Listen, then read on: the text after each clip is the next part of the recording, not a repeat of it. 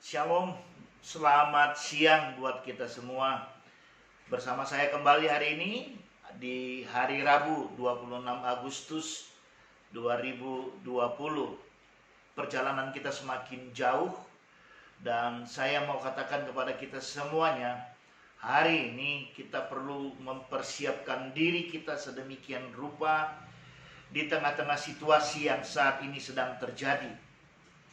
Semua kita tahu hari ini kita ada di tengah-tengah situasi pandemi COVID-19 yang kita belum tahu kapan berakhir, yang kita belum tahu kapan akan selesai. Yang saya tahu adalah Alkitab berkata di akhir zaman keadaan akan semakin tidak baik. Setuju? Tapi pun demikian, ketika dikatakan keadaan semakin tidak baik, tentunya ada pengecualian bagi gereja, bagi kita, saya dan sahabat semua. Namun tetap hari ini saya perlu ingatkan kita semua satu hal yang saya berikan tema kepada kita hari ini. Jangan gadaikan imanmu. Sekali lagi saya mau katakan, jangan gadaikan imanmu. Itu dia tema kita. Nah, ketika situasi hari-hari ini semakin tidak baik, kita tahu di tengah-tengah pandemi COVID-19 ini hampir seluruh dunia mengalami keterpurukan ekonomi. Ada banyak orang yang menjadi susah. Bahkan ketika kita di Indonesia yang mengikuti BPJS Ketenagakerjaan mendapatkan bantuan Rp600.000 per bulan. Waduh, itu sepertinya mendapatkan berkat yang dahsyat dan luar biasa banget.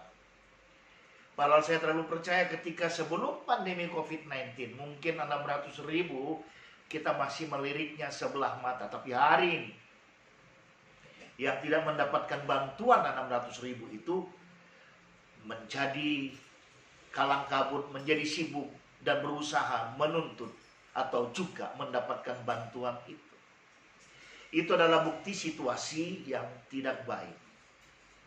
Dan memang kita ada di situasi itu hari-hari ini. Perhatikan bagaimana kalau kita mau keluar dari rumah. Kita harus benar-benar ada dalam protokol kesehatan yang sangat ketat. Pakai masker, jaga jarak, selalu cuci tangan. Saya punya pengalaman menarik. Dan mudah-mudahan teman saya yang melihat ini kemudian bisa berubah pandangan terhadap saya. Ya. Saya berkata kepada teman, yuk kita ngopi bareng. Aduh, ini kan lagi COVID. Kita ngopi online aja. Kamu ngopi di rumahmu, aku ngopi di rumahku. Itu dia, situasi yang tidak baik. Fellowship menjadi tidak berharga. Fellowship. Padahal Yesus, dia senang berfellowship dengan para murid. Zoom, Google Meet, dan seterusnya menjadi opsi untuk saling bertemu, melepas kangen. At least video call by WhatsApp. Karena situasi kita sedang tidak baik. Nah, yang dibutuhkan hari-hari ini adalah konsistensi iman dan keteguhan hati kita menghadapi situasi ini. Saya tidak menakut-nakuti, saya cuma mau mengingatkan Alkitab sendiri yang berkata, keadaan semakin tidak baik. Dan pandemi COVID-19 saya juga percaya itu menjadi area pembelajaran bagi gereja, bagaimana menyikapi hidup yang tidak baik ke depannya. Nah, hari ini saya terlalu percaya ketika pandemi COVID-19 tanpa kita ketahui, tapi saya berdoa semoga itu tidak menjadi kenyataan. Ada banyak orang yang akan menggadaikan imannya oleh karena keadaan ini. Tapi itu mereka, bukan kita. Nah, kita yang bersama dengan saya sekarang ini, saya mau katakan, mari engkau punya keteguhan iman dan konsistensi iman, dan keteguhan hati agar engkau tidak goyah sekalipun. Mungkin nanti ketika kita sedang cari makan, kita sedang berbisnis, kita mengalami penolakan. Kita mengalami penolakan karena kita tidak lagi mau kompromi dengan dosa KKM dan seterusnya. Engkau akan mengalami penolakan dan sikap kita adalah sebagaimana firman Tuhan malam hari ini. Firman Tuhan buat kita malam hari ini, siang hari ini, Firman Tuhan buat siang hari ini, hari Rabu 26 Agustus 2020, terambil dari Mazmur 73, ayat yang ke-26. Sekalipun dagingku dan hatiku habis lenyap, gunung batuku dan bagianku tetaplah Allah selama-lamanya.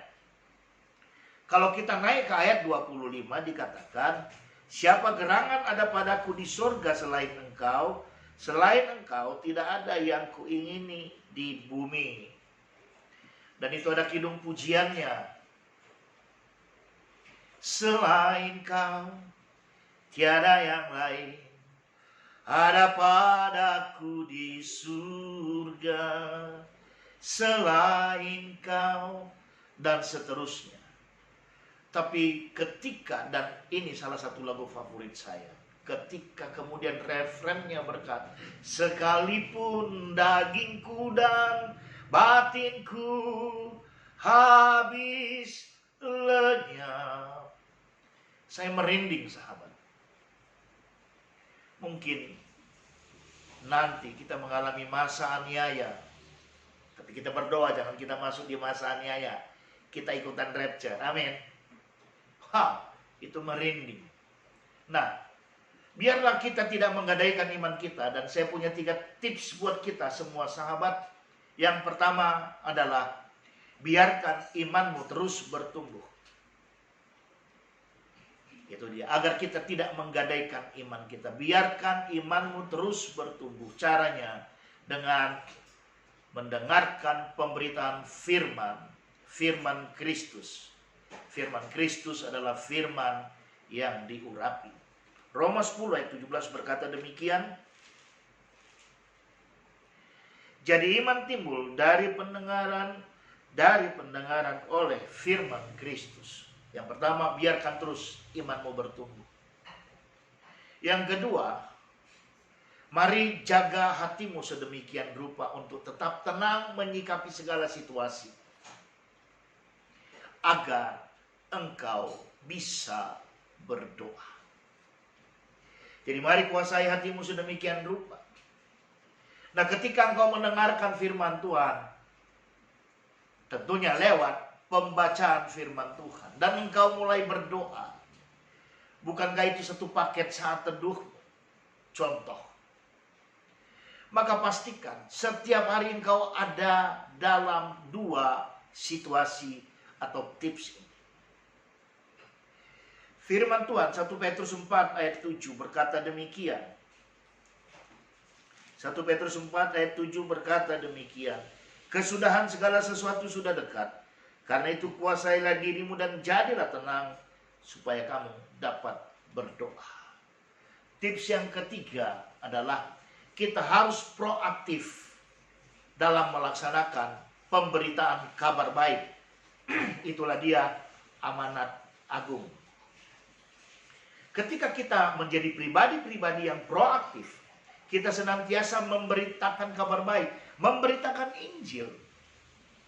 Saya terlalu percaya tidak ada lagi kemungkinan, tidak ada lagi kesempatan bagi iblis untuk mencecoki kita, untuk mendakwa kita, untuk menggadaikan iman kita.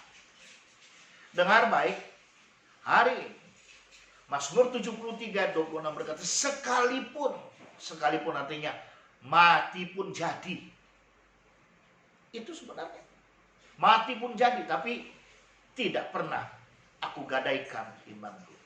Kenapa saya bisa tidak menggadaikan iman saya? Kenapa aku bisa tidak menggadaikan imanku? Kenapa kita bisa tidak menggadaikan iman kita? 3 tips tadi kita jalankan terus menerus. Ketika kita membiarkan iman kita terus bertumbuh oleh firman, maka firman itu adalah Kristus itu sendiri yang hidup dalam diri kita. Yang kedua, kita bisa berdoa. Doa mengubah segala situasi. Doa mengubah segala sesuatu. Dalam konteks hari ini, jangan gadaikan imanmu. Lalu yang ketiga, kita menjadi orang-orang yang proaktif. Mati di tempat tidur, mati di ladang misi, mati di dunia penginjilan, sama. Tapi sama mati, tapi esensi kehidupan yang kemudian didapat daripada itu adalah ketika kita benar-benar menjadi orang yang proaktif di dalam pekabaran kabar baik. Sahabat, jangan pernah menyerah, jangan pernah gadaikan imanmu.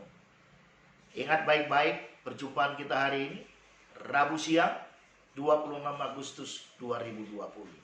Saya akan akhiri dengan berkata, Tuhan Yesus memberkati kita semuanya. God bless.